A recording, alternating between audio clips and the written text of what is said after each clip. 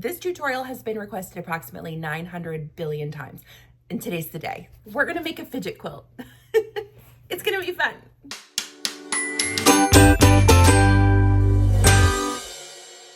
What is a fidget quilt, you ask? This is a quilt that you can make for anybody who likes to fidget. So that could be a child, that could be an adult with dementia or Alzheimer's. That could be a child or an adult on the autism spectrum. It could be just a person who wants to fidget with their hands. I fidget with this thing all the time. If it's sitting in my lap, I am unclipping the buckle or popping the fidget poppet thing. It's really for anybody who wants to keep their hands busy. Now, this tutorial comes with a warning, a safety precaution, whatever you want to call it. My grandmother was always supervised when she had this in her lap, so there was no chance of any harm coming to her because a nurse was sitting with her the whole time. Whatever you decide to put on here, I want you to really think through it and make sure that it's safe. I have to say that disclaimer because this is something that somebody's going to be using and touching and putting in their hand and potentially their mouth if that is one of their tics or things that they tend to do, or if they're just a child that puts things in their mouth. So please just think through that, okay? So I went to the Dollar Tree and I'm gonna try and make mine all out of Dollar Tree items. You don't have to do that. There's a couple things on here I'm gonna throw in that you could get at Dollar Tree. For example, a zipper you could get pretty much on a million different things at Dollar Tree. I have Zipper by the Yard here in my sewing room, so I'm not gonna waste money on that. If it's something that I already have, I'm gonna just use it. Most of the rest of this came from the Dollar Tree, including the fabric. The first thing you're gonna do, and I did this off camera because I have a feeling this is gonna be kind of a long tutorial. You wanna cut 6-inch blocks for your blocks, and I'm doing 9 for my fidget quilt. So 6 by 6-inch squares, cut whatever colors you want. I found a fun little set of fat quarters at Dollar Tree, so that's what I'm gonna use. And then I want you to put a little bit of lightweight interfacing, fusible interfacing on the back of each square. So that is some prep work that I did for this that's just gonna take up time that I know you guys can handle on your own. 6 by 6-inch squares, put some fusible lightweight interfacing on the back sides, okay? For the backing, I found these little soft velour type fabrics at Dollar Tree. I got 2 of them. I'm not sure if I'm gonna need 1 or 2, but I just thought that with the color scheme, it was cute. It looked sweet. I'm gonna use a fleece scarf for my batting. It was $1.25 and I'll have extra left over. So you can use regular quilt batting if you want, or you can use a fleece scarf. Let me show you what I'm gonna put on my fidget quilt. This is going to be for my sister-in-law. She has a school for autistic children where she, teaches them and helps them and works with them on a daily basis. So I felt like this would be helpful for them to have in the clinic for children to play with and use. So I'm going to arrange my squares here. I had to use a couple doubles, so I want to try and separate those colors. Oh, I like that. Yes, this looks good. Okay, so I've got my squares laid out the way that I want them. What I suggest you do is take a picture of this before you move forward so that you know the order that you want them in if the colors matter that much to you. So the first thing I found was this toss and play water game. The things that you're looking for are things that A, can attach well to a fidget quilt, and B, that are safe for the group that you're giving it to. So I thought this would be a fun one to put on. I think I'm actually gonna remove all of the metal and plastic pieces and get rid of those. There's a little tiny hole right there, and we'll sew through that one and center it on one of the squares. Next item is a fidget toy. I'm gonna get rid of this little plastic clip. These will just be a simple hand stitch. So I'm just laying these out sort of as it comes to me. The next thing I'm going to put on are these little dog collars that you can clip and unclip the buckle. I'm going to take off this little plastic piece, but save this hardware because you can use that for other projects. And we'll sew this, leave some extra so that you can sew it on there. And when I sew this, I'm going to puff it up a little bit so they have room to pull it up off the mat just a smidge. So repeat that with the pink one. Okay, so this one is about as good as it's gonna get. The next thing I have is this little love sticker, and I thought this would be really cute to put right in the center. And it's cool because it's got like tactileness to it. You can touch it and feel it. I may actually stitch around the edges of it just to make sure that it really sticks on there. That's cute. Just make sure that whatever you put on there is inside your seam allowance, which will be 1/4 inch for this project. So at least 1/4 inch away from each edge. I found this badge holder and I thought it would be cute, but now that I'm looking at it, I don't think I want to use the actual badge holder part. I'm just going to use so if you can find one of these stretchy guys somewhere else for cheaper, this is $1.25. So we'll take that off and I'm going to attach that probably by this ring. So that way they can fidget with this stretchy part, but they can also fidget with the clip. Okay. I found this little guy. I thought he was cute. It's good to have soft things too. All different types of textures are important to include on the fidget quilt. So we've got some like plastic, some hard, some buckles, and then we also have soft things. And then it has a hole in the top right there that we'll sew through. And let's put him, he's cute on the blue. That'll be sweet. Now I have the beads. I found these at Dollar Tree. And I'm going to cut that and make a complete mess. And I also got some of this, what is this? Diamond braided rope that was really colorful. And I'm going to string them onto the rope if I can find the end. Where is it? Oh, wait, here. Okay. Let's see if this will go through. It might be too big. Oh, but this little white part works. Okay, well, that's cool. Thinking on the fly. Load up 2 sets of these. The next square, I'm going to use up some of my zipper by the yard that I have left over that I may not use. I have some of these short pieces that I cut and maybe didn't use for a project. The fun thing about this is you don't have to use matching pulls. So if you want to put, I don't know, let's do a purple one. We'll put maybe 2 or 3 zippers on one square. Zippers are always fun to play with. Slide that zipper pull on and hold it down and load it. Okay. And let's say we put this maybe here. We put the zipper on this square and I'll do, how about one more? I like this project because it gives you a chance to just sort of let your mind wander and really get creative with some of the supplies you already have in your sewing room, because a lot of them are very fidgety. Now the last square, I'm going to make this little ribbon circle because ribbons are fun to hold. So we're going to make one of these really quickly, and I'm going to use some felt. And to do this little circle, we'll just sew it from the wrong side. I've got a couple different ribbons here. Here's our ribbon pieces over here. And to start sewing this, again, we're sewing from the wrong side. Just fold it in half and lay it on there.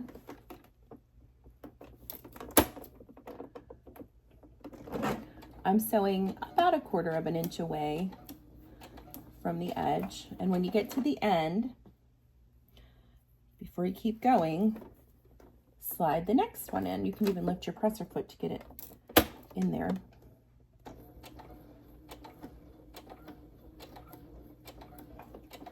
And I'm just going to alternate the colors as I go.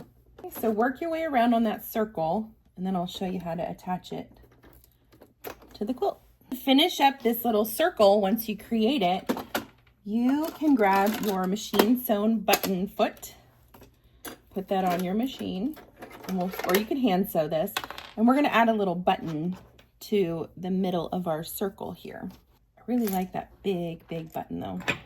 And this will give me a chance to show you how to do a 4-circle buttonhole instead of a 2. So this is your machine sewn button foot. You're going to load it on. And in your settings, and this is your machine sewn button setting, and what that's going to do is do a side-to-side stitch. So load the button underneath. If you're doing a 4-hole button, load it to the bottom first. And the key thing here is to use your hand wheel to drop your needle in and make sure that it's clearing. So mine is barely clearing, so I need to alter it just a little. Now it's good. So we're going to push down on the pedal. When it double, triple dips in that same spot, you know you've done it right. So lift your needle and pull it out and cut it. And then move it to the back set and repeat.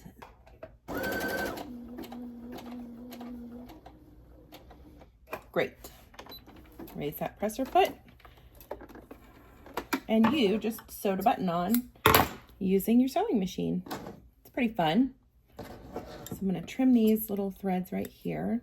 And on the back side, I'm going to just take some of these threads that are left over and tie them in some knots so that everything stays on and secure.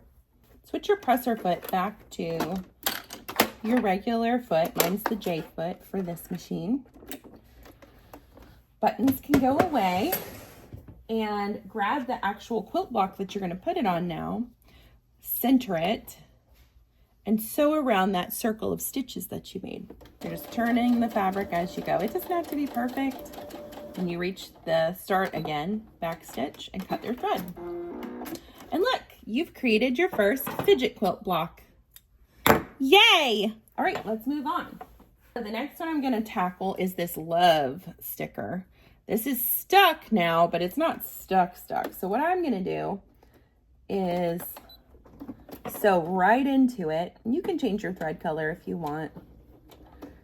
This takes a little practice. It's good for learning how to kind of navigate through your presser foot. You can just use your regular 80-12 needle for this. It should sew through really nicely. What we're doing is just attaching this a little bit better so that it doesn't come off as you play with the mat. I'm going to work my way around and then I'll meet you back here. This is good and stuck now, okay? 2 down. Let's conquer anything that needs to be hand sewn. I'm going to save till the end. So let's conquer our beads next. I'm just going to lay these so they're centered where I want them. And we're going to sew over, just do one at a time. It's not worth trying to hold it all. You're just going to sew over that end piece so that it's stuck. And this will get even more connected once you sew your seams together. So right now we're just sort of doing a placeholder for it.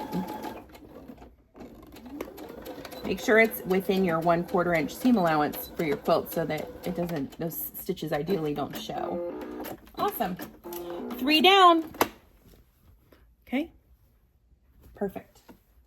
Let's do the buckles. We're going to do that kind of the same way we did the other one with the beads. So make sure you're within your 1/4 inch seam allowance. And just sew that end there. We can turn it and then sew the other end. And when I do this, I try and leave a little bit of, it's like puff it up just a little bit so that it doesn't feel so tight when you try and go and do the buckle. Great. Flying through these. Okay, so there's your 4th square done. And the last thing we have to actually sew, the rest of this will hand sew, or maybe we can figure out how to do it on our machine. And I'm not even going to attach a zipper foot for this. We're just gonna lay this down right in the machine so that the teeth are lined up against the presser foot and sew along the edge. When you get where that zipper tab pull thing is gonna be in the way, just move it and keep going. Okay, do that with the purple one. And then I'll show you how to attach the other weird little pieces. For this next part, I'm gonna use heavy duty thread in hopes that it will keep things nice and stable. You don't have to do that. You don't have to use heavy duty thread. I just have it and I was like, well, better to do that than not. This is what it looks like. It's heavy duty. This is what I'm using. And all I'm gonna do, let's start with the tricky one, is center this on my fabric and come up through the back, through that little hole. I don't know if you can even see that. Through that little hole right there.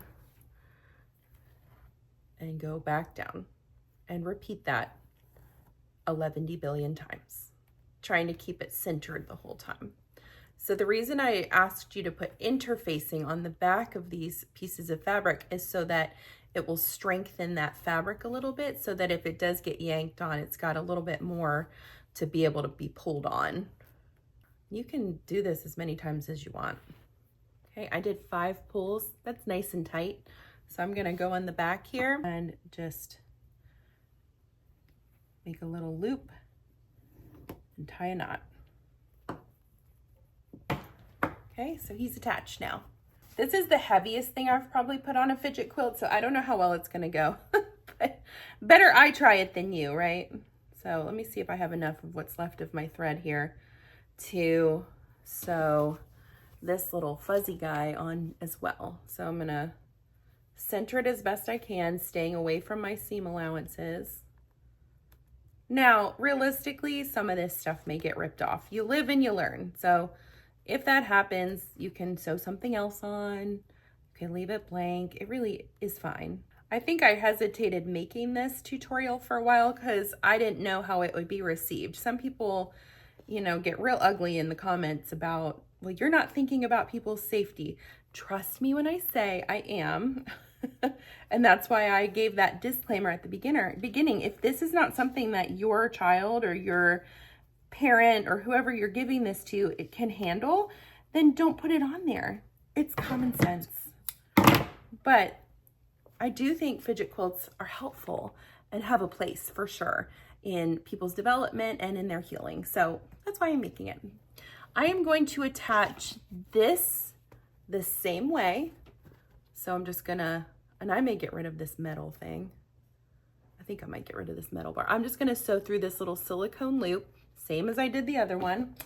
And I'm gonna do the same thing with this little, just gonna put a little sewing loop around that as well. And then I'll show you how to piece this. Okay, team, this is what we've got. It's time to sew these pieces together. So let me show you how that works. Sewing these quilt squares together is probably the hardest part of this project because you're dodging a lot of things. So I want you to go slow and take your time on this part.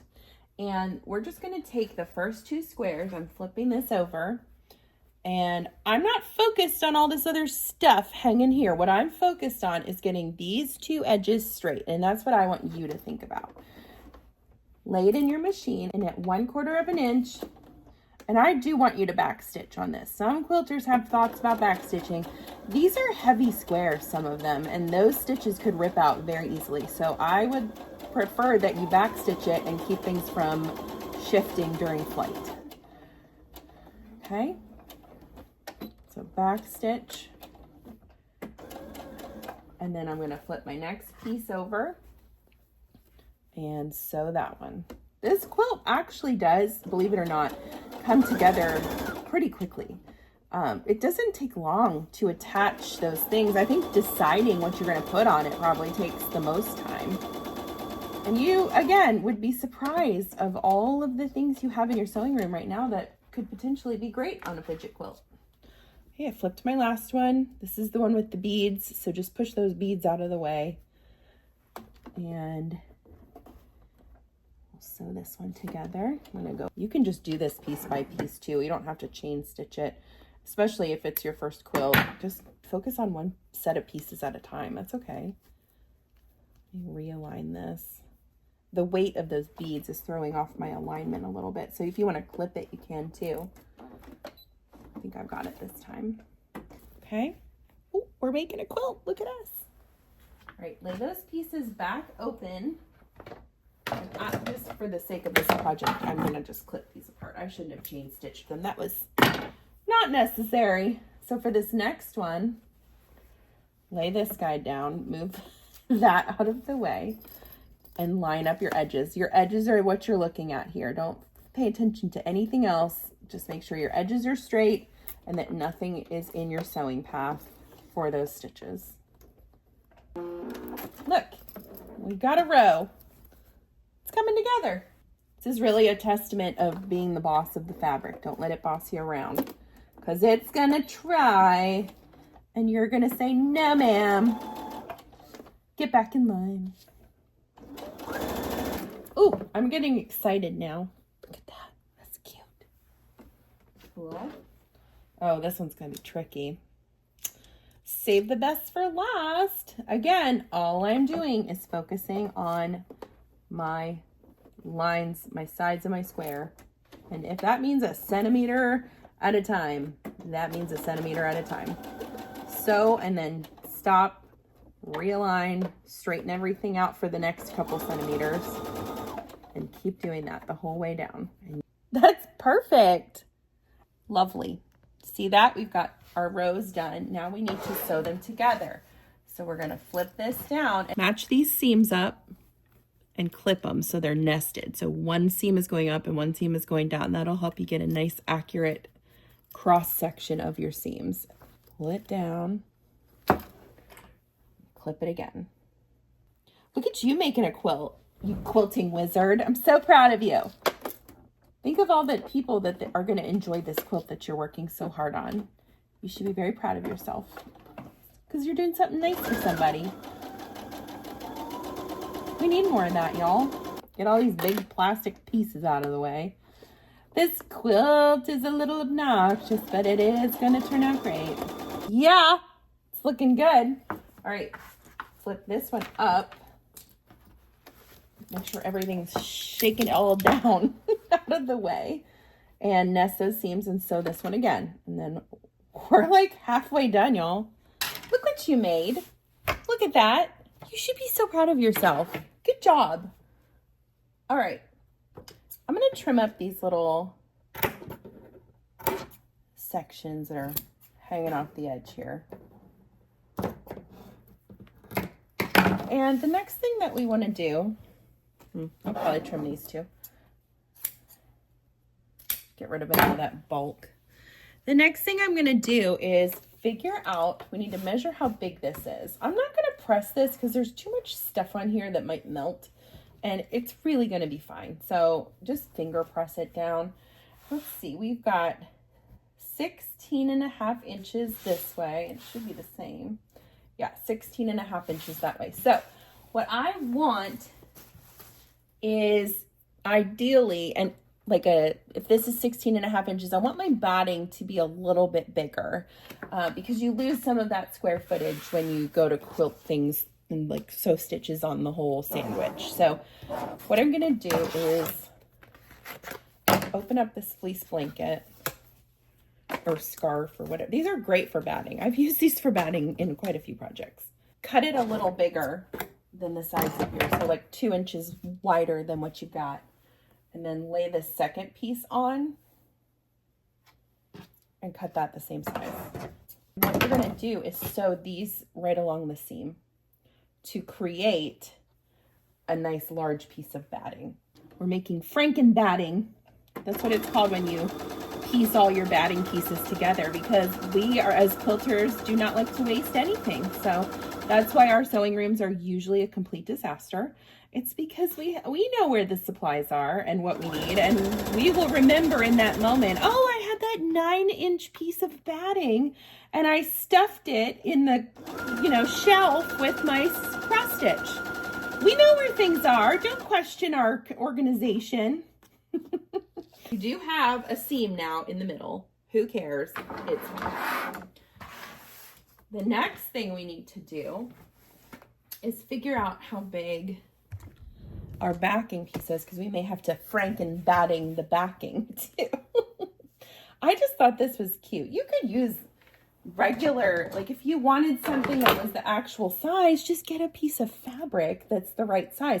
I'm just showing you, in case you're new here, I like to try and get everything from one store, because I don't want you to have to feel like you have to order from Amazon and go to Michael's and Hobby Lobby and everywhere in the whole world. I want you to feel empowered to make something using something that's just like right in your town. And Dollar Tree is pretty much everywhere that I've seen it. Let's just lay this out and see. This should be big enough. Oh yeah, that's perfect. Oh, good. Okay, lay our sandwich out. So we're gonna lay this piece first and make sure it's nice and flat. Then I'm gonna lay this batting right on top. Flatten it out as best I can. And then we'll lay our quilt top right in the middle. Oh, it's so perfect. This is going to be great. Shake it out a little bit. Shake it out. Shake it out. Grab some safety pins, or if you like to use spray glue based, that's fine. I would recommend probably the safety pins on this because it's so heavy. And we're just gonna stick those. Honestly, for this project, we're just gonna stick them wherever we can find an open spot. The edges are good.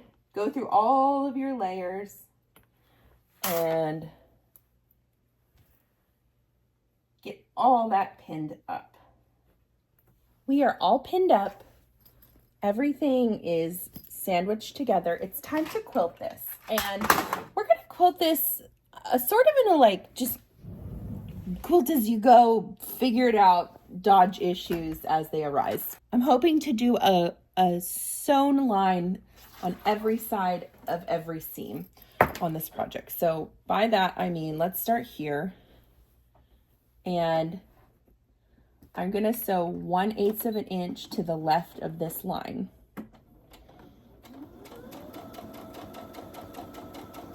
Flatten things out as you go. And if you run into any obstacles, just do your best to go around it or figure out how to get through there without a whole lot of issue. But straight lines is probably the best way to do this, in my opinion, but who knows? We'll figure it out as it happens. Okay, now I'm gonna turn it and do the opposite direction on the other side. So I'm gonna sew on this side of the seam. Everything is quilted along these lines. See how we did that? The crisscrosses are all completely quilted. Now, the one thing I am gonna do before I go any further is I'm gonna sew around the perimeter of the entire quilt, just to keep everything where it's supposed to be. The edges are sewn, the quilt is quilted. Now it's time to trim up our sides. So I'm gonna take my rotary cutter and my ruler, lay it nice and straight, and just do my best to dodge all of the things on the sides here. It's time to make some binding for our quilt, and I'm just gonna use this leftover fat quarter in the green because I think the green is really happy. Now this edge right here is 21 inches, and we'll round it up and say about 80 inches. So I need to cut 4 strips at 2.5 inches each. 1, 2, 3, 4. I still have some left over. All right, now we're gonna take this and we're gonna make a big long strip. Let me show you how. Lay one piece pretty side up going parallel to your table, and lay the other piece perpendicular face down. And we're gonna sew corner to corner. Now, if you wanna draw that corner, that's fine. Okay. And what it'll leave you is a nice strip. So repeat that with your other ones and make a big long strip of binding.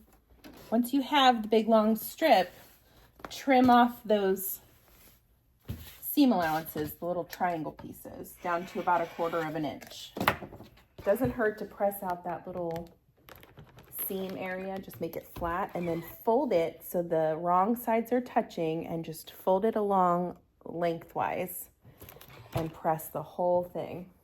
If you can believe it, it's time to bind this quilt, and then we're done. This came together really fast. Let me show you how to do the binding. This is just a regular quilt binding basic attachment. So this is a good thing to learn if you're wanting to get into quilting too, because this is how I bind all of my quilts as well. Now, is it going to be a little trickier because you've got all this random stuff in your quilt? Probably, but nothing we can't handle. Lay your binding so the raw edge where the fold part is facing the raw edge of your quilt. And we're not going to start sewing right at the edge here. We're going to go down about probably 2 inches. And I'm going to sew this at a 1/4 inch seam. Drop your needle in, straighten everything out. You can clip it if you want, and sew down to that corner. But when you get about 1/4 inch away from that bottom corner, I want you to stop. So just go slow, because again, you're sewing over weird stuff. We've got the dog leashes right in this area. Tackle the hard part first, right? When you get to that bottom corner, I'm going to stop. I'm about a 1/4 inch away from the edge. I'm going to back stitch and cut the thread. And I know that sounds weird and feels weird, but do it anyway. Turn your work, fold this piece up to create a straight diagonal line going to the corner of your edge of your quilt, and hold that there and fold it down. This is going to create a mitered corner, which is a really pretty seam finish for a quilt. Lay this back under, and I like to reverse stitch to the edge and then keep going till you get to your next corner where you will stop at 1/4 inch away from the edge. And while I sew this, I'm going to tell you, I've been thinking about my grandmother all morning because it was her fidget quilt that was the original, like, prototype. I'm going to tell you a story about her. It's actually about Christmas at her house. My grandpa had a lot of brothers and sisters. Everybody had siblings, cousins, aunts, uncles. We would all converge on my grandmother's house in Hershey, Pennsylvania. And one of my uncles, always, like one of the really old ones, would bring a slideshow. And it was always pictures of, like, you know, days gone by that, like, the older adults loved. They loved looking at these, and they would all crowd into the, I mean, it was standing room only in that room, in their living room. But their dining room was, like, right next to it. And that's where all the kids would converge.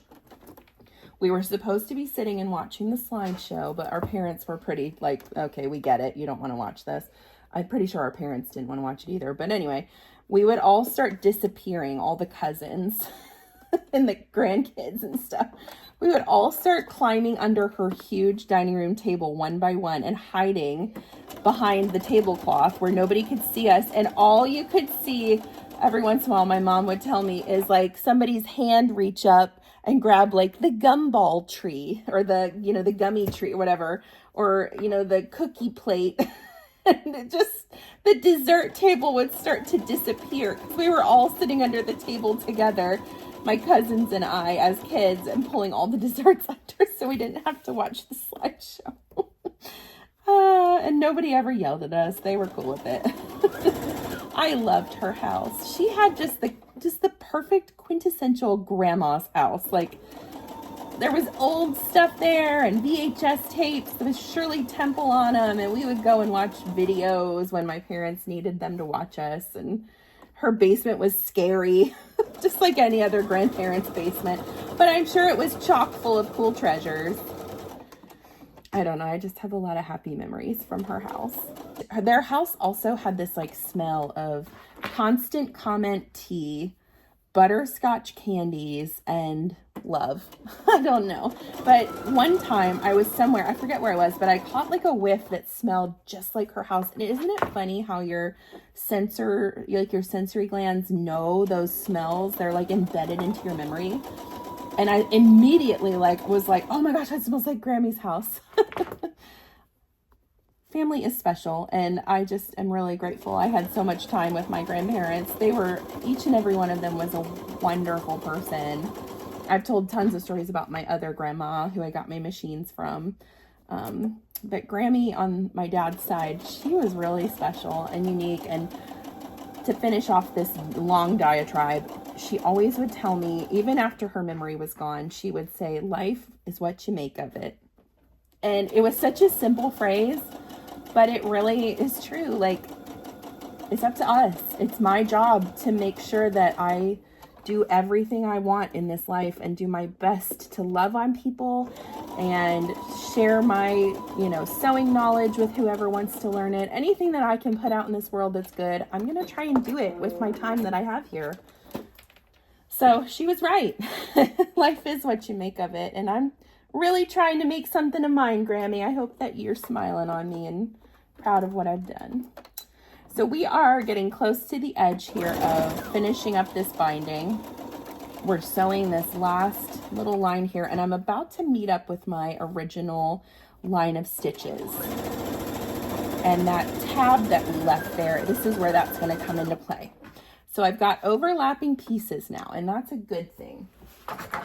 I am going to stop sewing, and I'm going to trim this so that it's like about this, like meets where my stitches are, okay?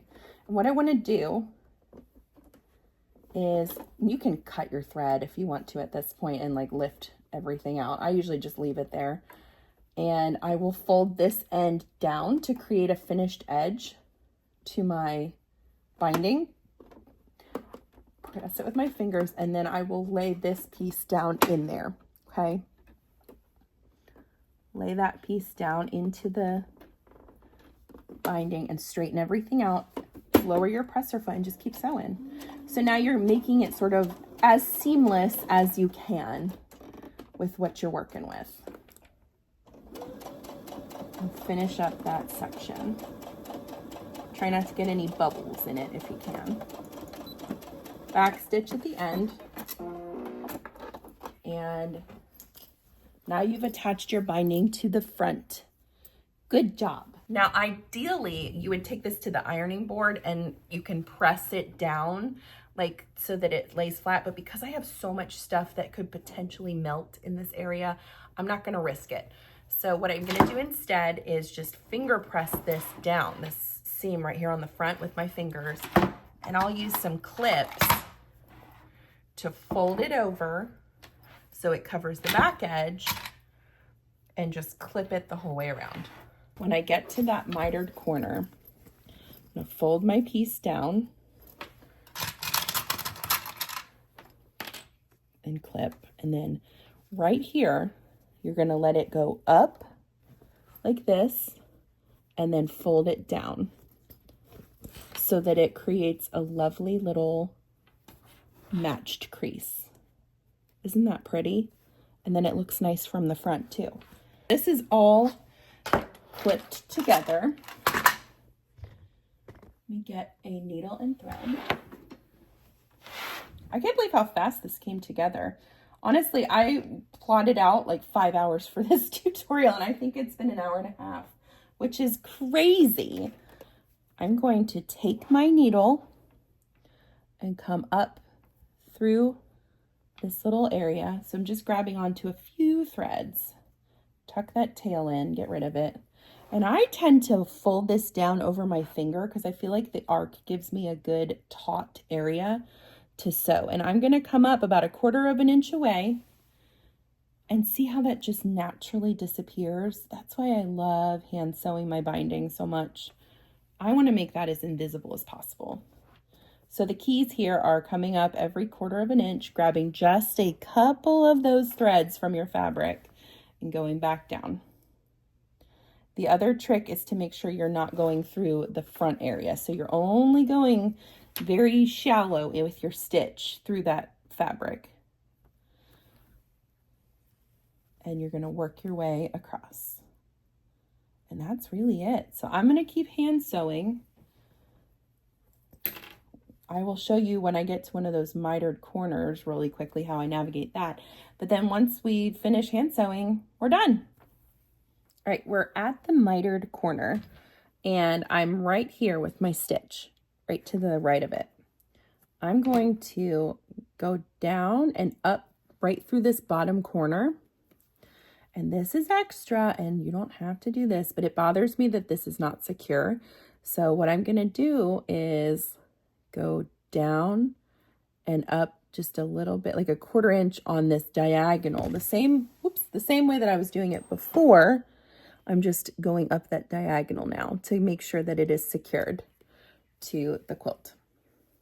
Once I get to the top of that corner, I insert my needle right underneath and come out down at the bottom, not through the green binding fabric, but through the backing of the quilt fabric. Okay.